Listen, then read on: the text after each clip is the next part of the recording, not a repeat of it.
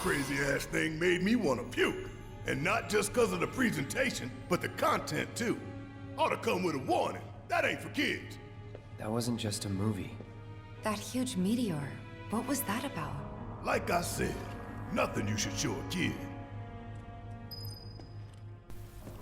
Hi and welcome to World of Watsorb and part 13, the penultimate part for now of my Final Fantasy VII and its remake, comparison and review. Following our vision of death and destruction, we're now going to move on up the floors of Shinra HQ. Your mission is to go out and tell everyone about the wonders of Shinra. Next, you'll be visiting a repository for Shinra's expertise and know-how. Please make your way to the 62nd floor, the corporate archive. What the? First off, we're going to meet the person who's been helping us get through the building. It's not this guy, but his boss. I presume. My name is Hart, and it's a pleasure to meet you. I've come to escort you to Mayor Domino, per his request. The mayor of Midgar? The empty suit that's just a mouthpiece for Shinra? Yes. Now, as there is no helper in the original, we find Hart and Domino ourselves, and I really like how they've changed Domino's role in the remake, and it's an expansion which fits really well within the framework of the stories. And while in both games he is our means of further keycards, or updating the keycards in the remake's case, he's fitted in well with the widened remake plan. He's also been realised really well as a character in the remake. The library area itself, also amazingly upgraded from what we see in the original game, as the characters themselves remark upon. Would that mean it's a Final Fantasy VII remark? Sorry. So what? You telling me the mayor's some kind of crazy bookworm?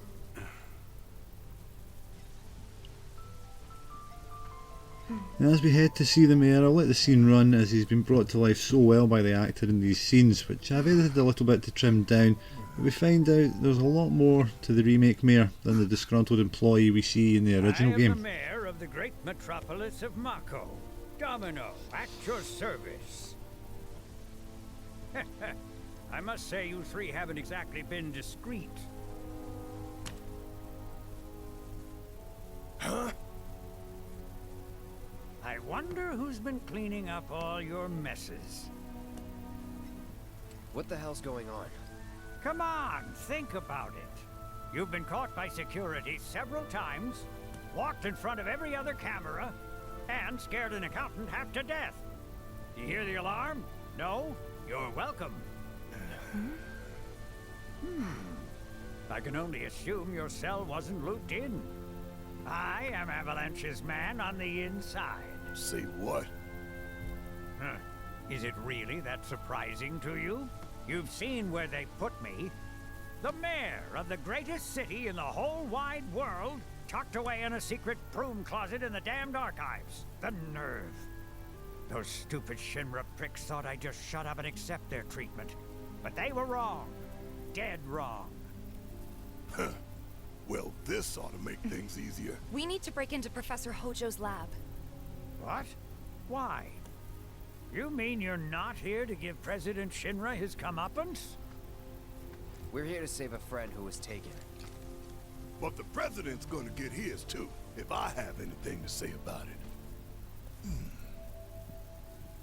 I really like the addition of the mayor's Avalanche membership and his reasons for helping us, although he is shocked that we're not here for President Shinra. I feel this all makes a lot more sense as to how we're able to get around the building so easily. I think it works in really well. And then what are we supposed to do? You look for a fellow Avalanche collaborator. Identify yourselves and he'll give you a key card to the 64th. The countersign is...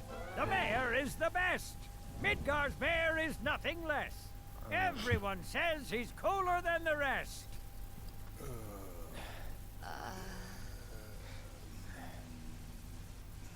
Just say mayor to the guy, and if he goes the best with gusto, then you've found your man. You got it? An amusing little quest in the remake, and while we still require his help in the original, it's a much different task. We've got to go around 4 sets of books that are held in the smaller library in the original, each section relating to Midgar. We have to then weed out the odd book in each section, and the number of that book we then count into the title of that incorrect book, and that is a letter for the room, I think. Now this makes the 4-letter word that Domino is looking for. It's not a simple task, and I have often struggled to get the answers, especially get them first time, and I often just sort of ran through the answers that are there. However, in this playthrough I did manage to work out 2 or 3 of them, and by sheer coincidence the password this time is BEST, which ties in nicely with the remake's quest. I did a couple of test runs and it can be a different word each time Domino sets the task. We've obtained a nice bit of elemental materia for guessing it first time, and we can now head up to the 63rd floor. Now I've not managed to squeeze in the original real floor 64 unfortunately, but as we move on to 63 we have a further puzzle room which allows us to obtain 3 pretty good items at this stage. There's a star pendant, an all materia and a 4 slots armour, and it is tricky to ensure you can open the 3 correct doors, but it is possible by climbing through the vents to get all 3. And we now head back to the remake to see how they've changed matters, but first see a couple of examples of trying to find the mayor's associate. Delicious pun here first of all. Shades of the Final Fantasy XII, I'm Captain Bash quest I felt in this, and we then disregard this poor man's clear severe depression, simply shout mayor at him. And this whole area with the large tree in the centre appeared as actually floor 61 in the original, as you'll see shortly, but as we ascend to this atrium we find another addition to the remake, which we've seen already via Chadley, and it's the combat simulator. I also wanted to just have a little walk about this area here, just to show that although they've changed the layout, much of what was in the building has been pulled across in some fashion, and this large tree in the centre clearly reflecting this area from floor 61 in the original game, as you can see. Now in the original this is where we find out about the keycard system and obtain one from a Shinra employee, and it always made me laugh, this kind of thing, when you can have 2 or maybe more discussions with an NPC even though they are required to move the plot on. Here, despite the fact that we've had a discussion about Aerith, he seems oblivious to the conversation in a moment when we change our answer, and then mistakes us for the repairman and hands over his access card to us. And it's this kind of silly thing I think shows how the changes the remake has made work so much better to weave a convincing, realistic narrative, something crucial I think for modern day RPGs. And in the remake we now head back to our search need access to upper floors, right? That's right. and find our man. Before I trust you with this key card, I need to see what you can actually do. Say what? Do you know what would happen if you got caught? We're putting our lives on the line here. Prove you're worth it. We have a state-of-the-art combat simulator. It can provide a real challenge, let me tell you. If you beat the sim, then the key card is all yours. Well, well. You gonna call it quits? So we would then head into battle, but I've left that for you to enjoy to yourself when we get on and get some more info from our source, which points us in the direction of where to go. You can use the elevator to get there. Once you're up there, just what is it you plan on doing? We came to get one of our friends. She's being held in a research lab somewhere. A lab? Then she must be with Professor Hojo. It won't be easy to get to her. Access to R&D is limited to authorized personnel only. We'll find a way in. Know where we can find Hojo? A board meeting is scheduled to start soon. It's being held in the main conference room. President Shinra, Professor Hojo, and the other directors will be in attendance. Think they like surprises? We can even take the president as a hostage. Think of the leverage. Try it, and security will be on your asses in seconds. We need to find out what they're planning. So you want to spy in their meeting? I have an idea. Head to the men's restroom. You can climb into the air ducts there. They go all the way to the conference room. Thanks for the tip. Now that tip about the duct is received in both games, but it's not as obvious in the original, and we'll see why we're going to find that out soon. But something here which blew one of my earlier theories, which I noted in my first video of this series, and blew that right out of the water. We went through training together. Damn. So you're still alive and kicking, huh? Some of the guys heard you got smoked. But I told them it was all bullshit. Hey, sit tight, man. I'm gonna go get Kunsel. I'll be right back. With Cloud's episode there, as you see, I'd pondered in that early episode if Cloud had suffered that from meeting a guard like that near the start of the game, then it might actually be Cloud in some bizarre alternate reality. But it would seem from his response to meeting the guard there that somebody he clearly trained with, and it was this same guard that we maybe saw before. And this holds up with the issues Cloud has over his real past, and that we find out as the original game progresses.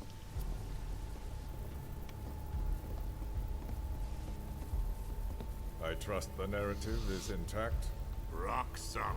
The people have embraced the Wutai Avalanche conspiracy wholeheartedly. I've almost come to believe it myself. Wutai's response? So far, nothing.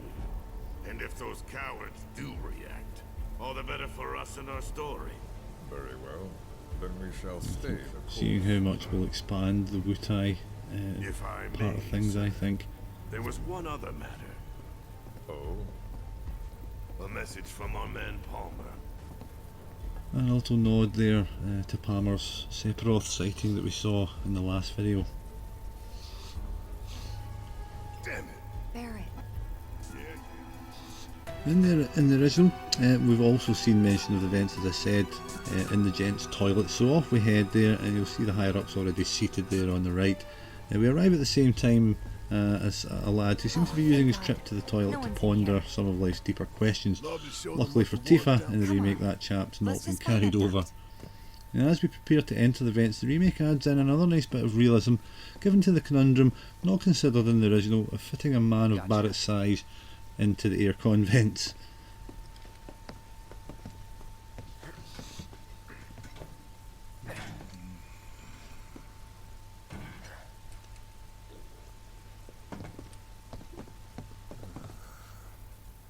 Look, I'm On guard duty. right. So, can I go with you? Don't want to be here any longer than I have to. Yeah, sure. Just follow behind.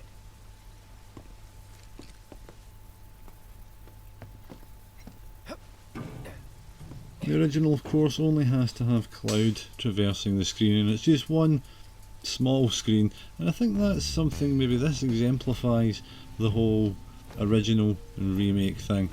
That scene compared with this one, This it? you know, the remake expanding the layout, going a bit Metal Gear Solid and clambering about the vents, item or two to collect and a couple of paths that we can take.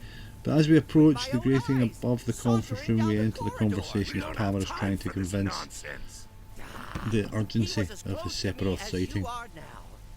The shock of it made me spill my tea. Enough already. If there are intruders in the building, my men will deal with them.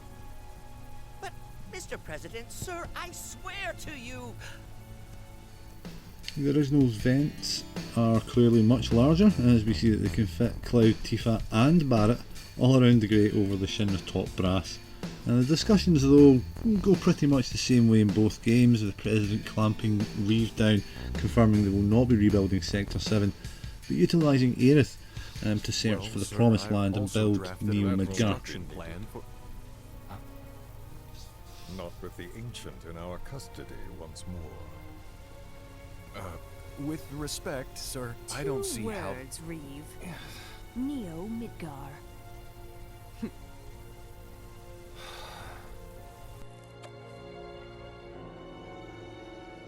In their promised land, we will build a new Mako-powered metropolis. Mr. President, we still don't know for sure that the Promised Land even... As Barrett makes his displeasure clear, Reeve is visibly upset in both games with these plans, and that does have a bearing on the story later in the original, and I'm interested to see what impact that will have when the remake gets to that part of the story, and just how they'll play that out. We then get to see Shinra's head scientist Hojo arrive in the original, and in both games get to hear the scope and scale of his plans of experimentation with Aerith. Hojo is already a much more rounded character in the remake, as we'd expect. There's a whole chapter dedicated to him trapping our crew, which seems to be in place with the jail scenes in the original, but as I only had room for one of those in this video, it's the original game's jail scenes that I am going to show later. So she can lead us to the promised land? Well, Mr. President, that remains to be seen. I would like your permission to secure her cooperation through more forceful means. Forceful, yet gentle. She is a precious resource that must be handled with care. Personally, I've never had a problem with torture.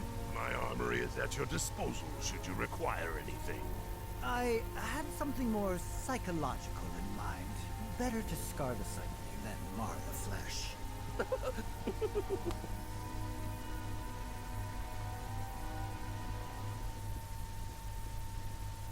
Proceed as you see fit. However, you will not make the same mistake twice.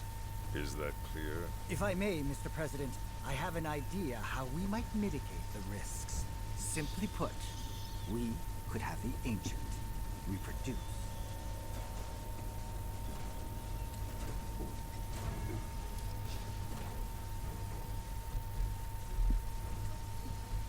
If there is nothing else, Mr. President! meeting adjourned. Please, sir!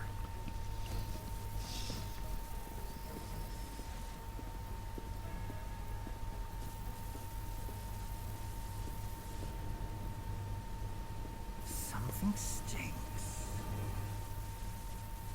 Another example there of keeping things in the game but changing them, albeit a small one, with Hojo stealing Scarlet's "something stinks" remark there. But again, it's a tiny detail to pull across, and I feel it shows the dedication of the makers to really include everything that they can. In both games, our team has now realised that the specimen to be bred is Aerith, and we're going to now head after Hojo towards his lab to rescue her. But the two games do diverge quite a bit in the following sections. I've done my best to weave them together. In the original, we encounter Hojo with Aerith, and a new character is then introduced, Red 13. We then face a boss battle before attempting to flee, only to be locked into cells. Anything? The man in the lab coat. Head of R&D. We follow him. Okay. And then we kill the son of a bitch. Not until he's led us to Aerith. That's the plan. So although we are following Hojo again, the remake dispenses with all that stuff, and after meeting Red, it creates an elaborate trap section where Hojo observes our team trying to escape in an attempt to evaluate something which does come into the original later, so I can see why it's been worked that way. We have to work out various puzzles while alternating between two groups in order to find our way to 4 sections which allow the ultimate goal of escaping Hojo's torment. In the coming remake clips, they do jump ahead somewhat, meaning we see Aerith and Red having already escaped. I felt it better to reflect the two games together in this manner. And as in the original, we encounter the physical remains of Jenova for the first time, and Cloud has his worst episode yet. We see that headless body and Cloud's reaction, showing the link between the two, and ultimately Sephiroth and those men in robes that we've seen before. And as the remake didn't cover this until after their escape, Aerith and Red 13 are present in these scenes.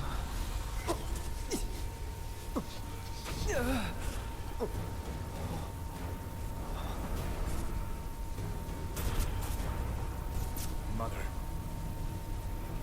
Together, we will reclaim our world.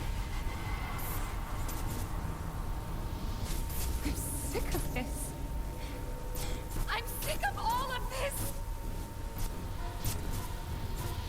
A tremendous scene in the remake, and Sephiroth makes another appearance. However, this time everybody can see him, and we saw there flashes of Sephiroth with his mother, Jenova, in those scenes, which we see with the flashbacks we had of Tifa earlier, confirm this all to be at the same moment, are the flashbacks Cloud's getting from terrible events in Nibelheim, his and Tifa's hometowns past. Tell me, is it really you? Brilliant scene, just a brilliant scene, this one.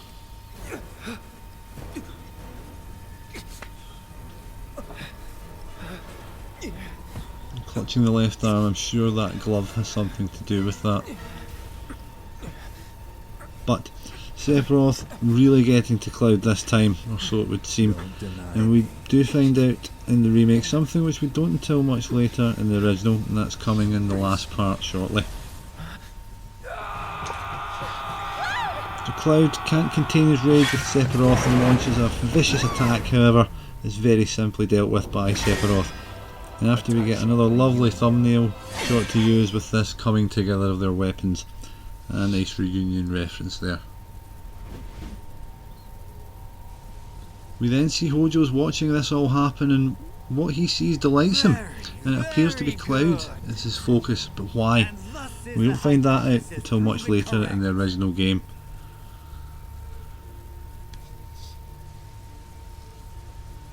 I can only hope you will continue not to disappoint. So I'll now flick back to the remake action that actually takes place prior to that Sephiroth scene, and we are heading towards Hojo's lab, and we get a sneak peek of our upcoming ally, and we then confront Hojo.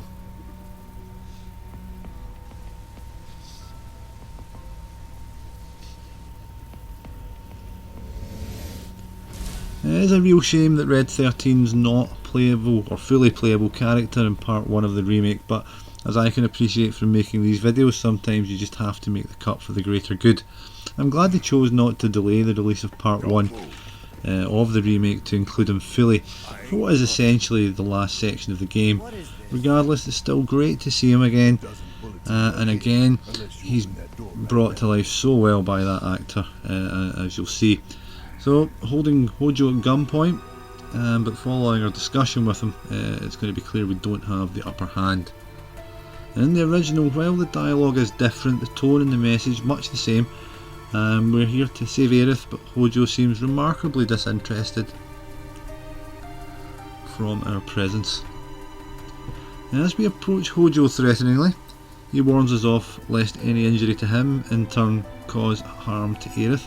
And again, this scene is stunning in the remake.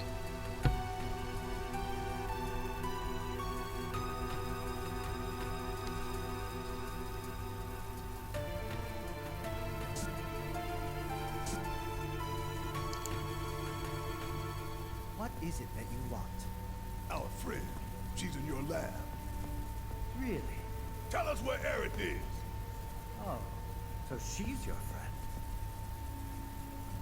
Well. In that case, yes, that might do the trick. Mind speaking up, son? It's nothing. Just imagining how she might react if I were to present to her your fresh corpses.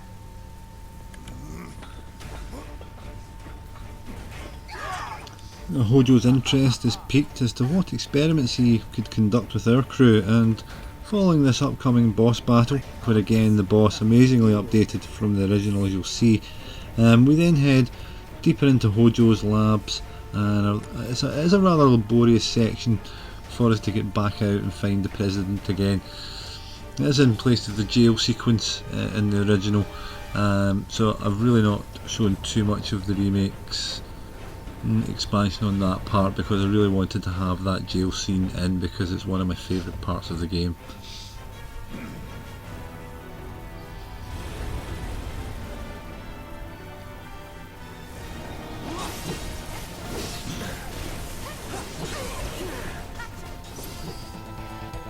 Following the boss battle in the original, we're going to then be captured by the Turks, which we'll get back to in a moment. And in the remake, however, we're then stuck in Hojo's labs, which are massive, and I've left most of that out to concentrate on the original's take on it all. This scene of Red's also lifted from later, but I felt it, again, it showed how tiny little moments like this are lifted and placed into the remake and can be found and tied back into the original, even though the placement's different. The scene of the original here is also moved about as it comes prior to that boss battle in the original, however the comparable remake scenes are after the boss fight in the remake, so I hope it's making some kind of sense. And I think this shows the difficulty that I have, or that anybody should have, in comparing the two games directly by storyline, as I'll cover more in the last sections of the final part next time. The potential changes which may be coming in the following parts of the remake could have the effect of making my series impossible to continue in the format I've gone with so far. Indeed, I've already faced a problem with the final chapter of the remake being unrecordable on the PlayStation, so the style of my future installments could well change. Here in the original I've renamed Red 13 as Bailey, that's our border collie, although the first time I played it in 1997 he was named Kyle after my sister's dog, of the same breed, but I digress. Following the boss fight in the original, we head on to the lifts on floor 66, only to be apprehended by the Turks.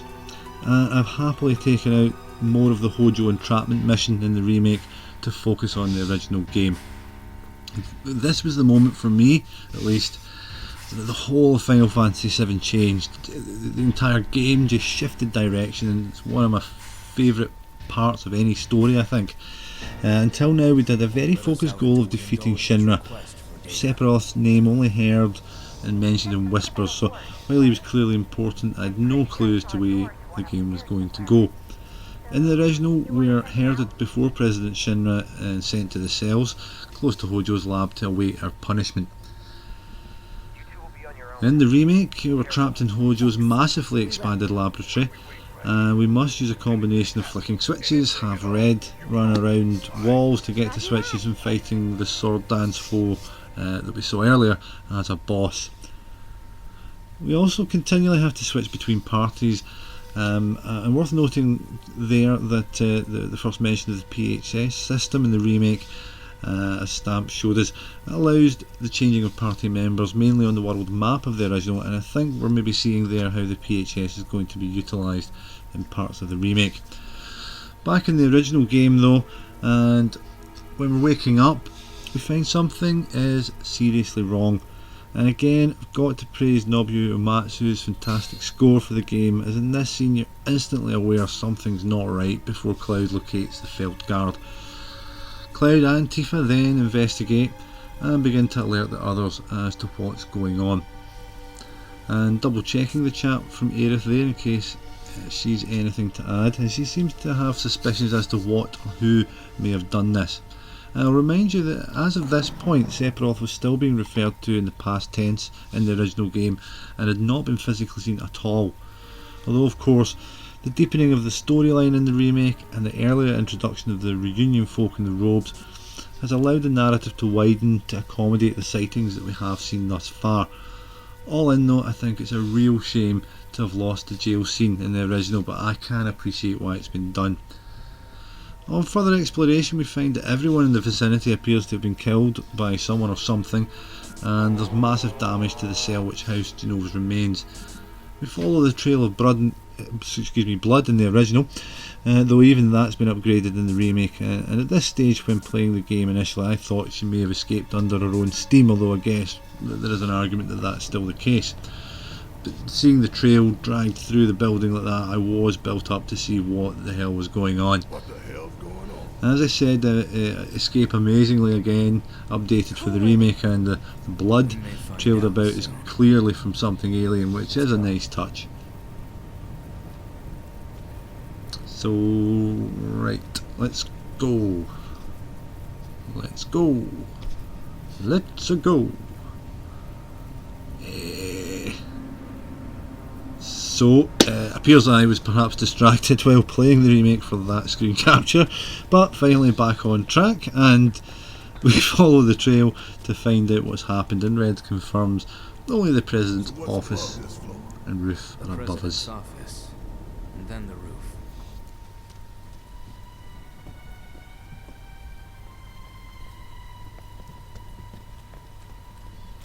And it's a nice updating of that sinister theme from the jail earlier. Kudos for that, Mr. Uematsu. And I've got to say it's probably one of the best updates of the music, but I'd still always be reaching for the original score first, I'm afraid.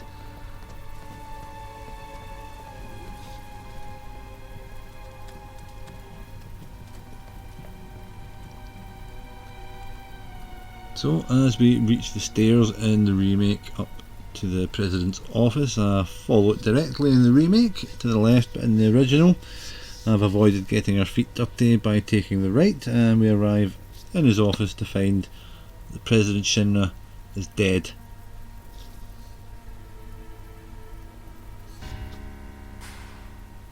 In the remake though, it seems we're going to get to see so many of the things which have happened away from our players' eyes in 1997.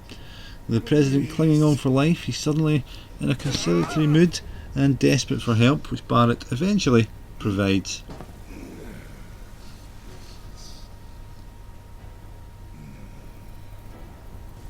Just let me live. Everything you want can be yours. I'm a man of modest dreams. Dropping you from 70 stories up would get me damn near to good. But not all the way. You want something more, don't you? More than this right here? Talk to me again like you know me.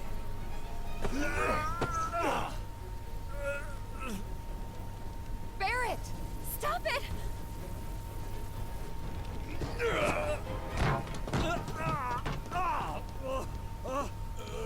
Tifa and Aerith urge Barrett not to kill the president, and it would seem that this might be a mistake, as we'll see this scene coming up. Shinra turns the tables on the big man, firstly with some classic running away from scared towards your hidden gun from the president. That Avalanche ain't Wutai or anybody's puppet. That Avalanche fights for the people, the planet. That we fight to hold Shinra to account for its crimes. That is Avalanche, the filthy sewer rats who brought down a Goliath. You tell them that. But Barrett's rant is for naught, as you can't trust this man. Names to be cleared? That is what matters most to you? More than shutting down the reactors? Than the future of the planet itself? Huh? Damn. You're lying to yourself even now. Truth, justice, honor, freedom. There is no room for sentiment or guilt. And as he prepares to pull the trigger, events of the original catch up to President Shinra. And he is mortally pierced by the blade of Sephiroth, who all can see now quite clearly. You son of a bitch! As Barrett rushes to stop him though, the spectres suddenly appear to block his path. However, Sephiroth... Oof, and that really took me by surprise on the first playthrough. I knew there was potential changes, but did not think something like this would be the case. And everything suddenly morphing into slow motion did give me pause to consider if this might be the truth. But we find out next time how that all goes. But note, a lone spectre looms over Barrett with what appears to be life stream energy emanating from it. And what we believe to be Sephiroth slowly reveals itself to actually be Genova, reanimated and very much deadly. And we surge into a new boss fight, and this kind of thing does happen, but really it's not until the boat scene when you're crossing the sea on the Shinra ship later in the original.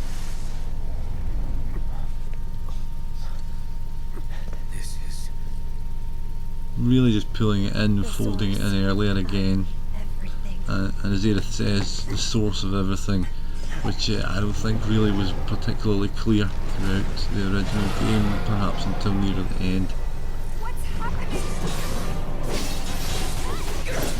So we're pulled into some kind of alternate dimension to fight Genova, it would seem.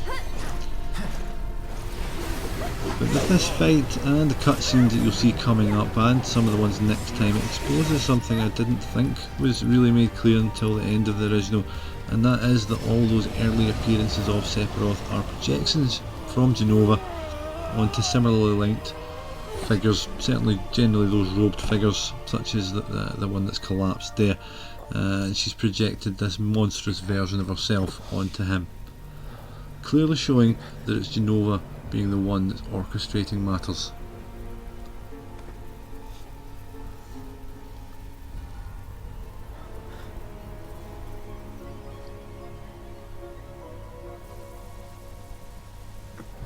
So as what appears to be Sephiroth raises his mother's seemingly lifeless corpse, we hear the approach of a helicopter in the remake. It's not Rufus coming yet, but he'll make short work of that avalanche backup. But that's for next time. In the original game, we're simply left to wonder who the hell this Sephiroth guy is, and how powerful he is to be able to in one swoop take out what seemed to be the main evil that we were facing up until this point in the game. Whilst Barrett feels this means we may have won, Cloud knows all too well how powerful his former mentor was, or seemingly is. Similarly to how we ended the last video, we see a frightened Palmer who saw all that was going on trying to run, only he getting to witness Sephiroth rather than all of us in the original. And another great example of shuffling things about in the remake but still ensuring that we've seen them on screen.